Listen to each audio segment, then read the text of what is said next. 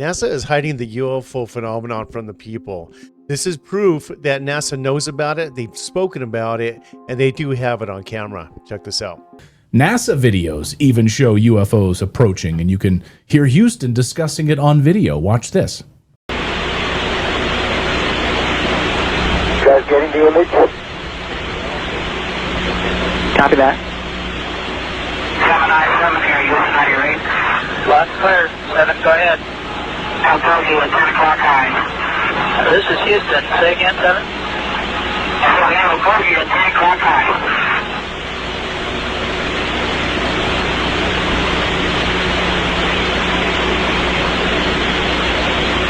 We have an unidentified flying object. All its eyes that appears to be tumbling.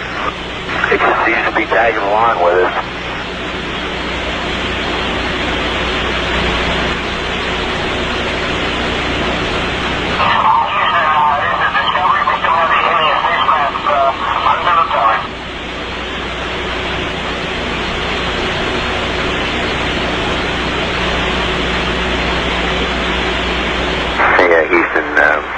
We got somebody out the front window with a pair of binoculars and a zoom lens. We're trying to get a pretty good idea on this thing.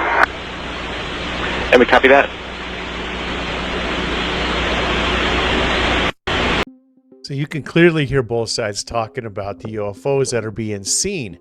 Even at one point, you could hear somebody saying that I'm at the window with binoculars trying to get a better look at what we are seeing here. NASA knows. NASA has always known. If you remember correctly and you watch live feed of NASA, there's been countless times that the feed has been cut because they see something that they don't want the people to see. Then they cut that footage out completely. We've seen it time and time again. Now, this next clip I want you to watch is anti-gravity. A scientist is being interviewed by Redacted, and the scientist is saying that anti-gravity is real, and the core feature to make anti-gravity work is magnetism. Magnetism is the key function to anti-gravity flight. Take a look at this. Anti-gravity propulsion. So I do believe, and in my theory from my research, I do believe anti-gravity propulsion is real, and it could be, we could be harnessing it. Yeah. Yes. So you believe without a doubt that anti-gravity propulsion technology is real, and which would seem to account for how these craft are able to not break up, right? And exactly. The reason you break up, once the external force acting not uniform to every single point, when you to the surface, to one particular, so that's why you create the tension in the stress concentration in particular area. So then what happens? You break it, right? You bend something. But anti-gravity is a gravity force. Anti-gravity force is acting every single point. Just like you free fall.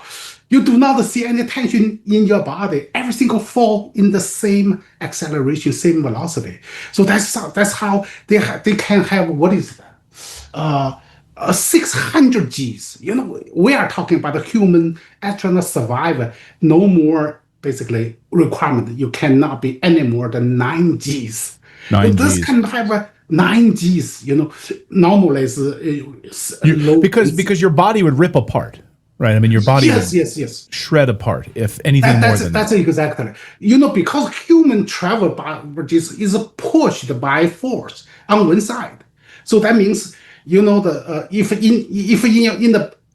the bar you sit on the chair, if you do your head, your neck may not have enough force to support you there, right?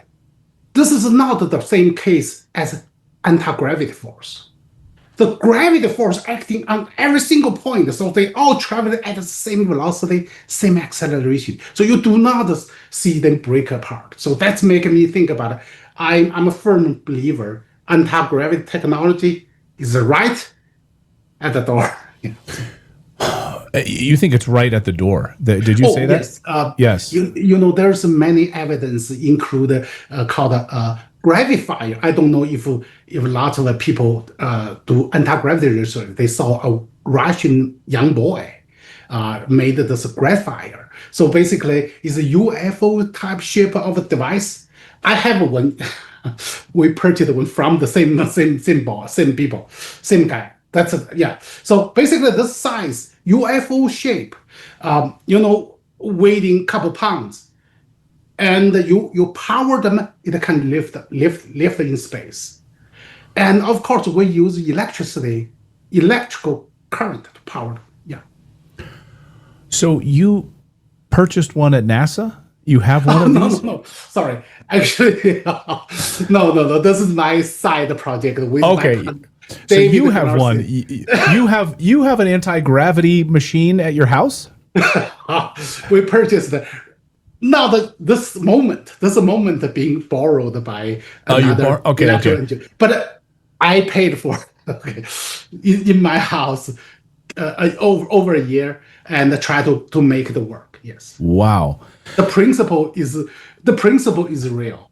How technically try to make a resonance. Everything started a resonance from high voltage energy, ultrasound. So that take some time. I was going to ask you about the energy source of this.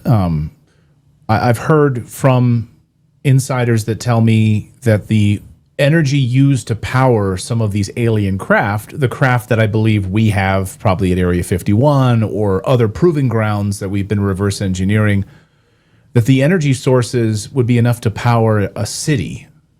What sort of energy or power would it take? I mean, conventionally, like what do we have now that we know of that we could be using, or what would we need in order to power these craft, do you think? Very good questions. I want to give you a simple answer. All energy is only from one source. Power the universe, okay? The atmosphere. Etheric energy. Power the universe, include you said, hey, power the energy source, power the light vehicles, alien vehicles. Only one source. Magnetism. That's the only source. And with this magnetism, is magnetism related to the etheric energy, like what Tesla had tapped to all around us? Everything Tesla discovered is within magnetic energy. Electricity is only effect. If I have an LED lights here, and I'm rotating, I'm fast spinning magnets, what happens? LED light will lit up. Now, I just want to say at the end of this video here that to go support Redacted, go look at the rest of the video. I don't want to use too much of their footage for obvious reasons, but I do want to encourage you to go check them out. Everything will be linked down below. I also want to say that this physicist said that anti-gravity is at our doorstep. We know that there's only one type of energy that can create this type of anti-gravity lift and protect us from the G's that would tear us apart at anything over 9 G's, right? So magnetism is the key factor in making this work. And everything is based off of Nikola Tesla's workflow back in, God, I don't remember when that was. So everything's based off of that, and magnetism is the key factor in making this work, which tells me that we're probably really, really close to cracking this technology. Interesting. You guys tell me what you think. Do you think that we are that close? Do you think we've already cracked it? Maybe the TR-3B really is ours. I know a lot of people believe it is, but maybe this is confirmation. Anyway, you guys, we'll catch you in the next one. Like, subscribe, and share with everybody. Peace out.